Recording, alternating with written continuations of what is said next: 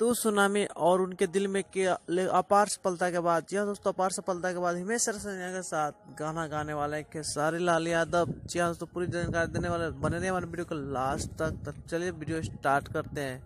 तू सुनामी और उनके दिल को आप लोगों ने इतना ज़्यादा प्यार दिया कि बहुत जल्दी यह सॉन्ग्स टॉप लिस्ट को शामिल हो गए थे। दोस्तों बात कर ले हिमेश रेशमिया के साथ जो गाना आने वाला था। जी हाँ दोस्तों, हिमेश रेशमिया के जो साथ जो गाना आने वाला है बहुत जल्द पहले आया होता, लेकिन खेसारी लाल के बिजी होने के कारण यह गाना अब शूट किया जाएगा। दोस्तों आपको बता दें कि दबंग स्टार खेसारी लाल के साथ भोजपुरी इंडस्ट्री में हिमेश रेशमिया बॉलीवुड के मशहूर सिंगर जो कि खेसारी लाल यादव के साथ सॉन्ग करने वाले हैं। जी हाँ दोस्तों, यह सॉन्ग बहुत जल्द आप सबको ऐसा मानना है कि ग्लोबल म्यूजिक जंक्शन से रिलीज किया जाएगा।